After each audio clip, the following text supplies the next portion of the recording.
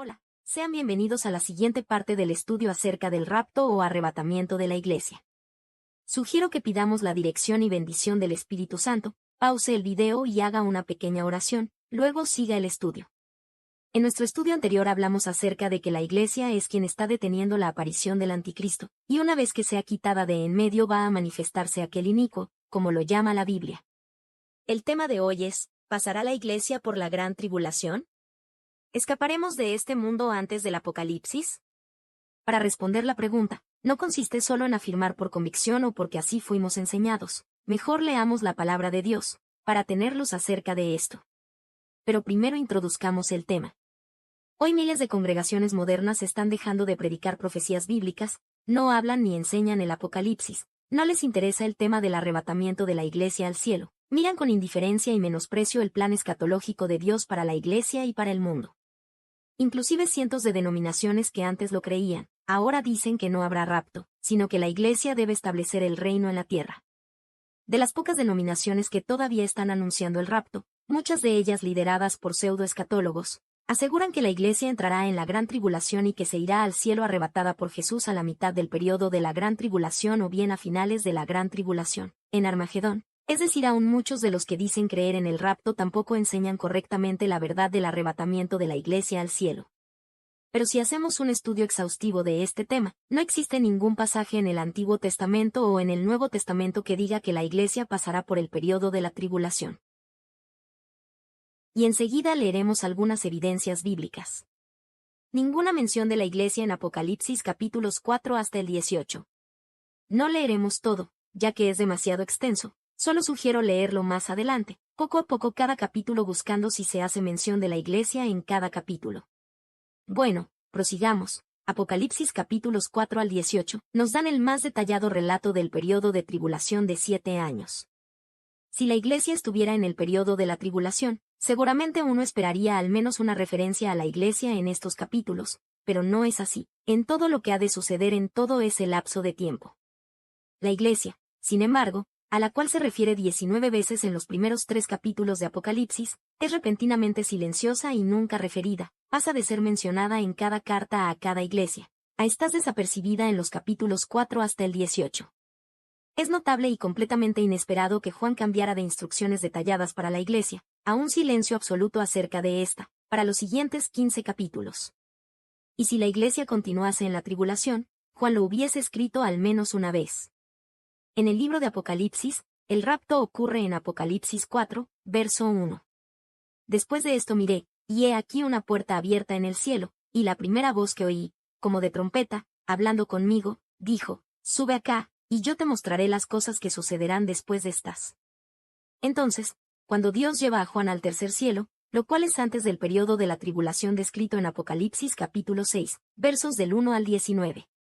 En la secuencia de eventos, el rapto es antes de los juicios de los sellos, las trompetas y las copas. Juan siendo parte de la iglesia sería una representación de toda la iglesia en general. Pero sigamos leyendo más textos bíblicos. Otra evidencia bíblica acerca de que la iglesia no entra a la tribulación es que Dios ha prometido la liberación de la iglesia de la ira divina. 1 Tesalonicenses 1, verso 10, dice, y esperar de los cielos a su Hijo, al cual resucitó de los muertos, a Jesús, quien nos libra de la ira venidera. 1 Tesalonicenses 5, 9. Porque no nos ha puesto Dios para ira, sino para alcanzar salvación por medio de nuestro Señor Jesucristo. Sofonías 1, 15.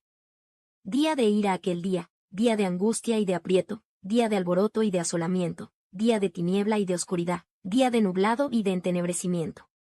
Lucas 21, versículo 36.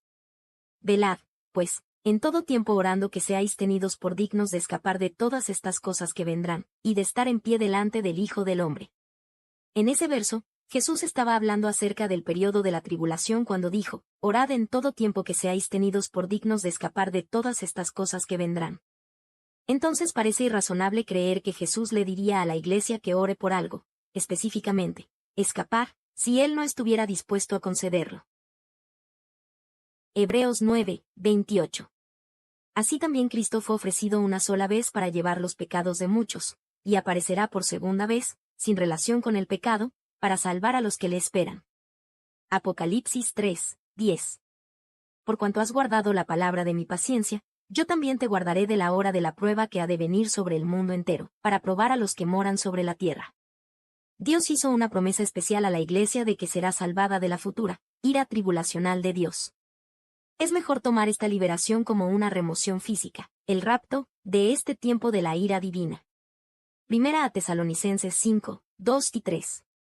Porque vosotros sabéis perfectamente que el día del Señor vendrá así como ladrón en la noche, que cuando digan, paz y seguridad, entonces vendrá sobre ellos destrucción repentina, como los dolores a la mujer encinta, y no escaparán.